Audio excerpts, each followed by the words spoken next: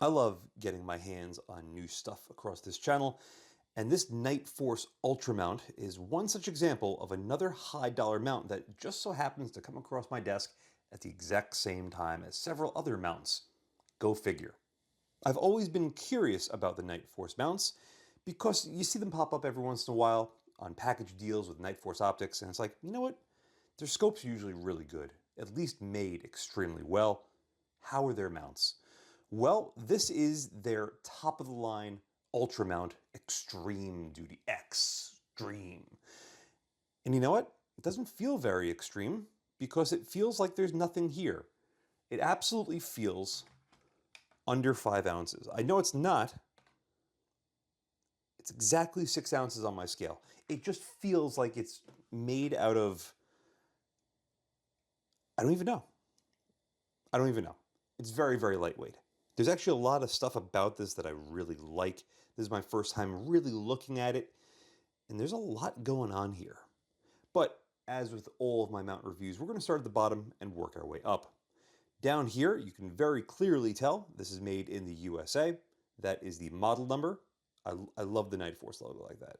It looks fantastic, especially on this. I believe this is like OD green or FDE, whatever they call this. I know that they offer it in several different colors, but this is just fantastic looking. On the back, this is 1.93. There are 2 heights available, 1.54, 1.93. And while I'm on the topic, it's only available in 30 or 34 millimeter, like this one is. You could also get it with a 0 cant like this, or with a +20 cant. So, things to take into consideration. All the rest of the information is down here. 0 MOA, 34 millimeter. Excellent. Fantastic. We have 2 locking lugs, as well as 2 very large cross bolts, which do look very, very large. Let me see if you can see that on camera, just how thick those threads are. I put those at probably M6. Those look rather gigantic. Probably the biggest I've seen, and I'll show you another part about this, which makes me realize that that probably is the biggest I've seen. Keep your puns to yourself. As far as the 1/2-inch hex nuts, these are definitely not made out of steel.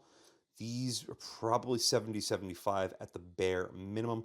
They feel extremely lightweight, and they are captive. So you don't have to worry about losing either the hex or the claw.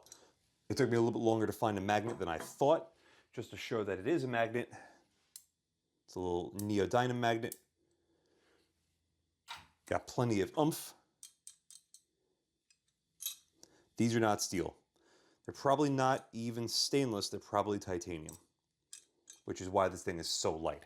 So at least for your $325, the last point, you're getting very high quality components. As far as the rest of the bottom, these 2 blocks that I mentioned, they are a little bit on the narrower side, but you have to think this is all one machine process, and they wanted to leave these 1-inch or so wide claws to be really slim, sleek, and lightweight, and they've obviously achieved that. But to get small end mills in there to not only cut the relief between the block and the claw, but then also to cut the angle in there, it's impressive. It might almost be wire EDMs, but to think about the processes that this thing had to go through, there's a lot of steps here. This area down here alone, how they thinned out this rib and brought these armatures down, there's a lot of design going into this thing.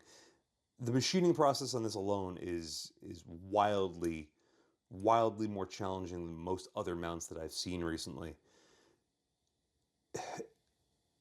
I'm almost speechless. I'm genuinely almost speechless. This is really, really impressive. Very impressive. The weight itself is impressive, but when you look and see what they did to get the weight down, yeah. Color me impressed in NightForce. Moving up from there, we have NightForce logo on the right-hand side. On the left-hand side, another NightForce logo, and our 2 1/2-inch hex, which are, again, not steel. I'm not worried about that, though, because if these are titanium, which I probably would reckon that they might be, even though they're anodized, why would they have... No, they're probably not titanium. They're probably 70-75. But I'm not worried about that because the torque specs on the cross bolts is 100 inch-pounds. That is insane. That is 40% more than almost every other mount I've seen. Typically, they're like 50 to 65. 100 inch-pounds? You'll never have this thing come loose. Insane. Insane. I also love, while we're here, everything's labeled, so you never have to worry about what your torque specs are, where the front is, even though it's pretty self-explanatory. But it's just a really nice layout. It's very similar to the Badger Condition 1 mount that I just recently reviewed, but just a little bit more so. Like they didn't just cut this down, they also imposed that white. And it looks so good. The contrast is excellent. Similar to the Badger Condition 1 mount, we have a nice full width rib on the bottoms this way.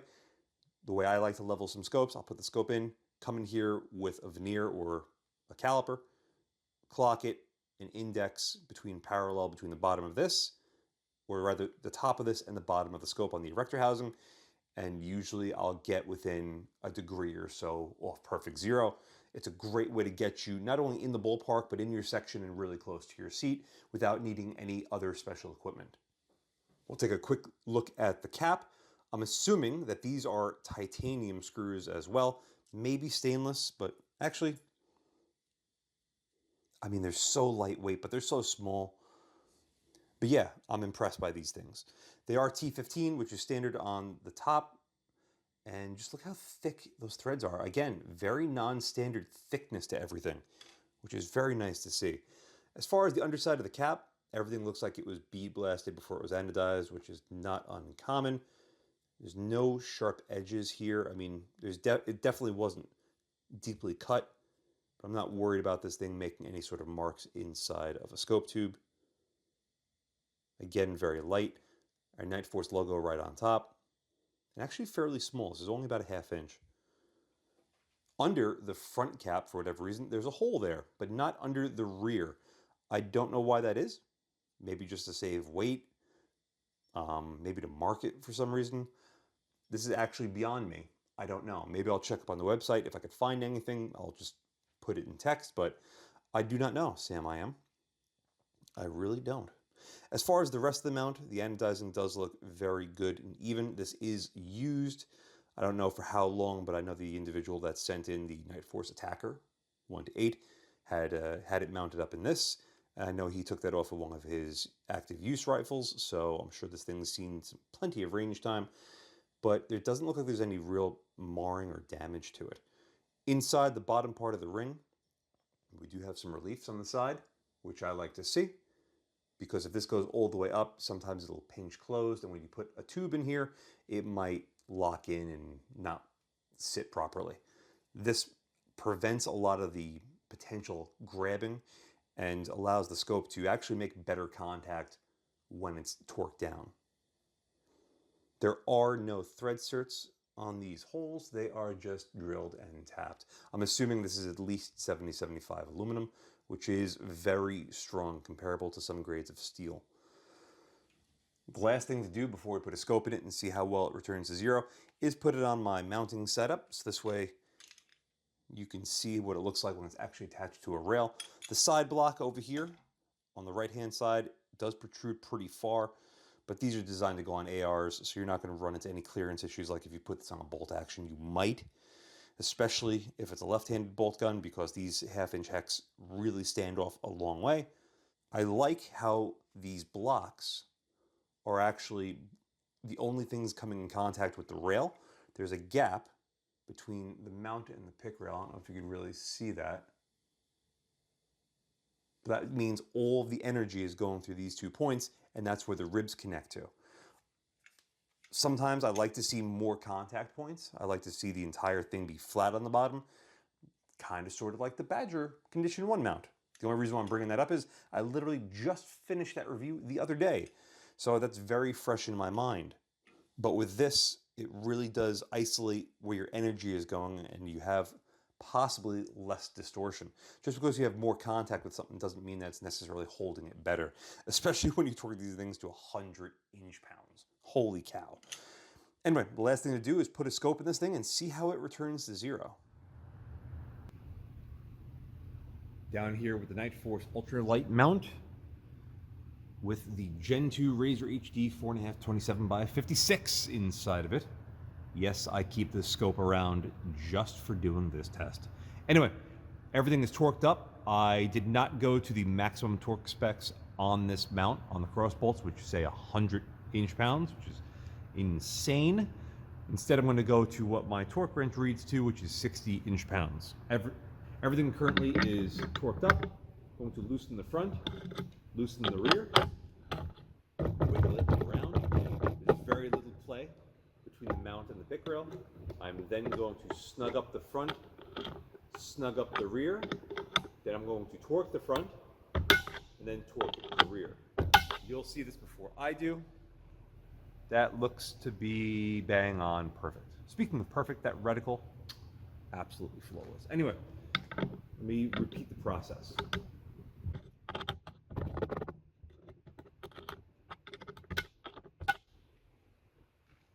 Absolutely perfect. Let's do it one more time.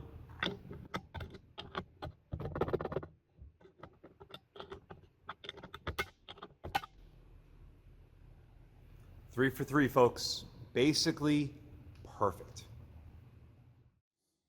I figured before I pull the scope out of the mount, let me show you what it looks like with the Razer HD mounted up inside of it.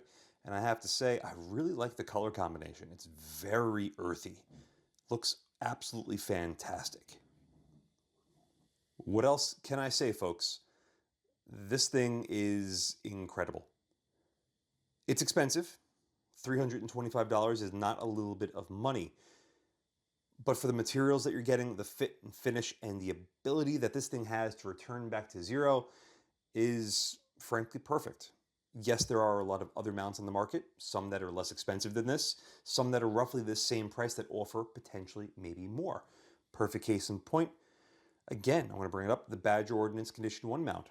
They're basically the exact same price. They come in the exact same heights.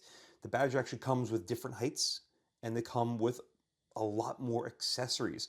The only thing you could really get for this that NightForce sells that I've seen is a bubble level that goes on one of the rings, or a diving board on the front. The diving board's $175, so it's basically right on par with what Badger charges for their diving boards and accessories.